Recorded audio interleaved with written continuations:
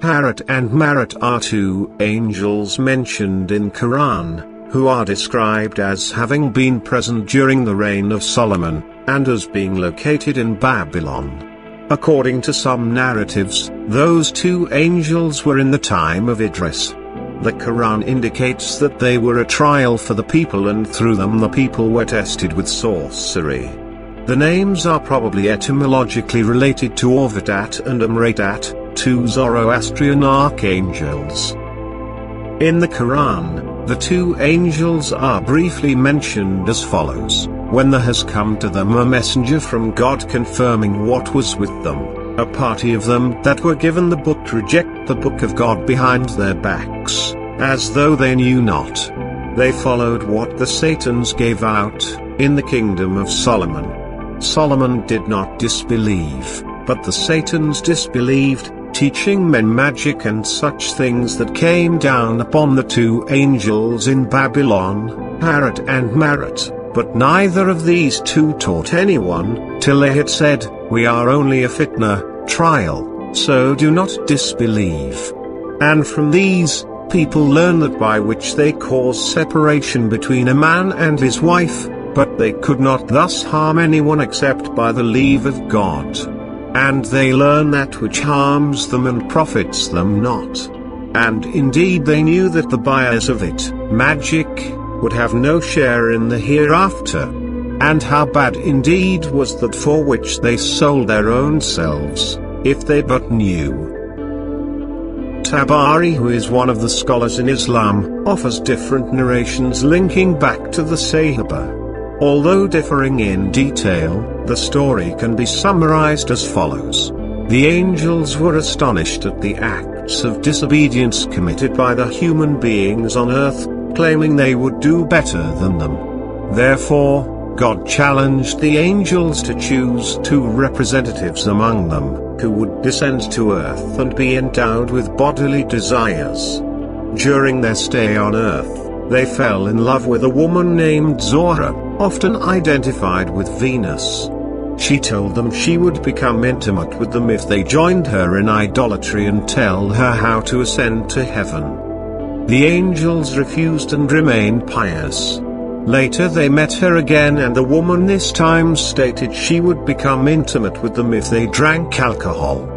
The angels thought that alcohol could not cause great harm, and therefore, they accepted the condition.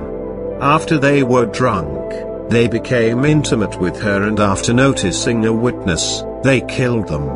On the next day, Harut and Marut regretted their deeds but could not ascend to heaven anymore due to their sins, as their link to the angels was broken.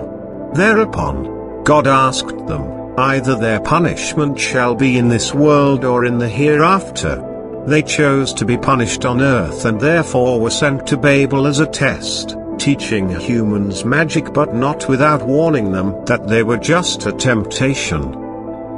Some Islamic exegetes prefer to view Harut and Marut as ordinary men rather than angels, who learned magic from devils, since their legend cannot be attributed to Muhammad with certainty. This also shall defend the impeccability of angels, as already asserted by Hassan of Basra, but mostly emphasized during the Salafi movement.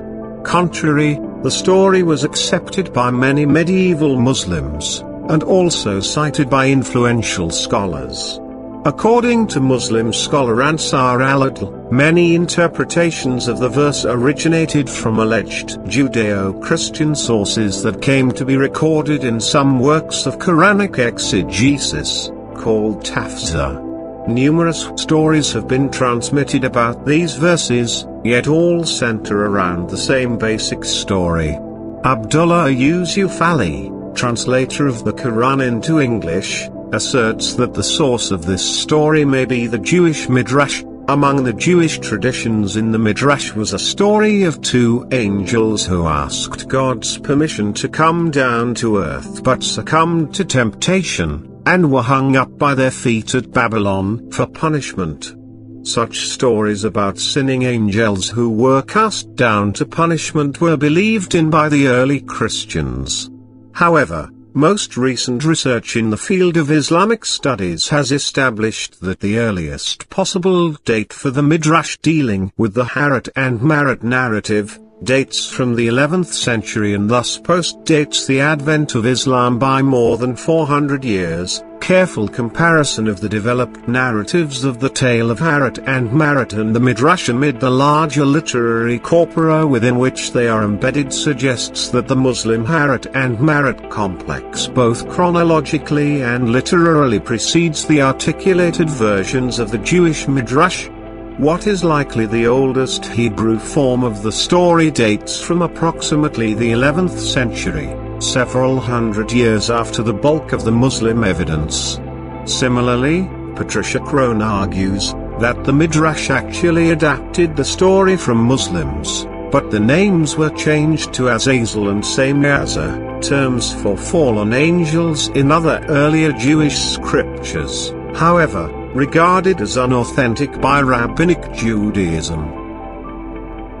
Hassan ibn Ali ibn Muhammad, the 11th Imam of the 12 Shia, after being asked about the truth of the story, refuted the belief that angels may emerge as transgressors, because, he reasoned, they lack freedom to act upon their will and just rely on the will of God. Pertaining to the Quran's statement, "To him belongs whatever is in the heavens and the earth, and those who are near him do not disdain to worship him, nor do they become weary. They glorify him, night and day, and they do not flag." He argued that if Harut and Marut had committed oppression and injustice, how could they have been God's representative or messenger on earth? Shia Islamic scholars and philosophers such as Sadr al-Din al-Shirazi believe that angels are regarded as mujarradat who are intrinsically intelligible and free from the limitations of material existence. A mujarrad being, as described by Shirazi, is not necessarily something that exists as an abstraction in the mind. It can be a concrete reality as in the case of God, the angels or the intellect.